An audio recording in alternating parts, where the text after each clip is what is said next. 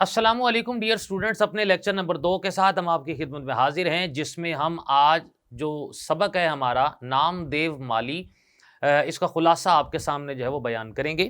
مصنف اس کے ہیں مولوی عبدالحق، اور مولوی عبدالحق ہمیں اس سبق کے ذریعے سے یہ پیغام دیتے ہیں کہ محنت کسی انسان کا بہترین تعارف ہے۔ اگر فرض کو فرض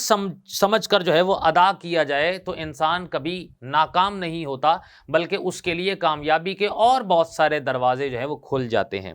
اور اسی طرح سے وہ یہاں تذکرہ کرتے ہیں نام دیو مالی کا، جو کہ پیشے سے ایک مالی تھا، لیکن کام کے ساتھ لگن، شوق اور محبت کی وجہ سے اس نے لوگوں کے دلوں کے اندر اپنا جو ہے وہ مقام ایک بنایا ہے، اور اس سچے جذبے اور لگن کی بدولت لوگ اسے ہمیشہ اچھے لفظوں سے یاد کرتے ہیں۔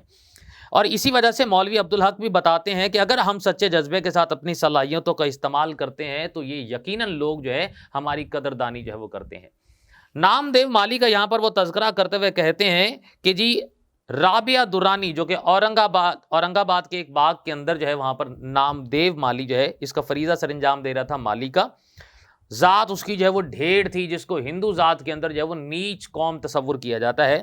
لیکن یہ بات غلط تھی۔ وہ اس وجہ سے غلط تھی کیونکہ سچائی، نیکی اور حسن چونکہ کسی کی میراث نہیں ہے، اسی لیے وہ ہمیشہ جو ہے وہ سچ بولتا تھا اور نیکی کیا کرتا تھا، اور اپنا کام انتہائی لگن، محنت اور دیانتداری سے اس کو سر انجام دیتا تھا۔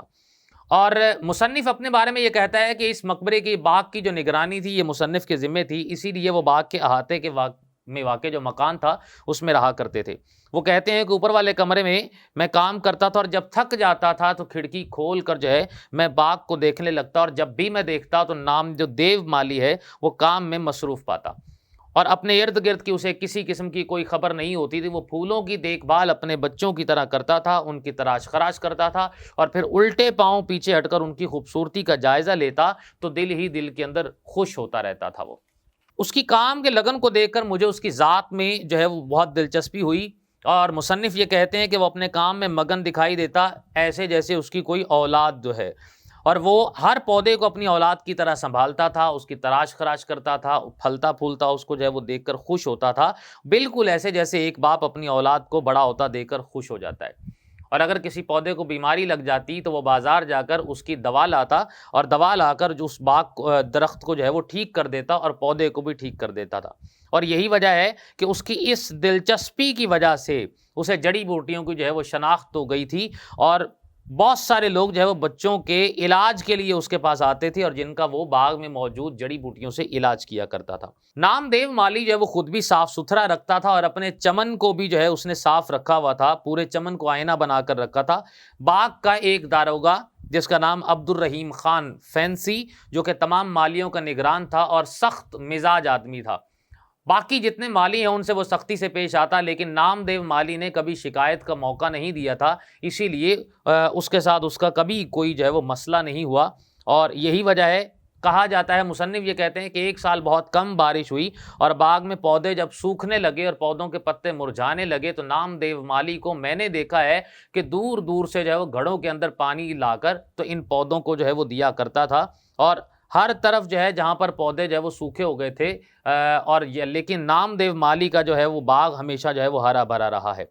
پھر یہ کہا کہ میں نے اس کی محنت کو دیکھ کر اس کو انعام دینا چاہا، لیکن اس نے یہ کہہ کر انکار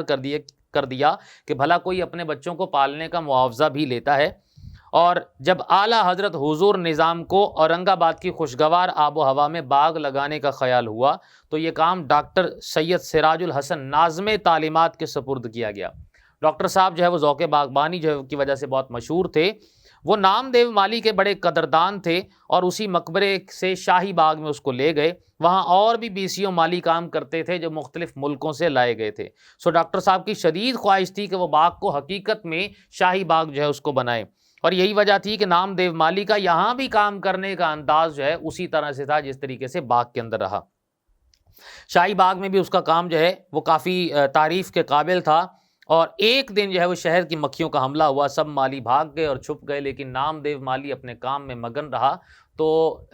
مکھیوں کا جو ہے غول جو اس نے اس پر حملہ کیا، اور اسی وجہ سے اتنا کاٹا کہ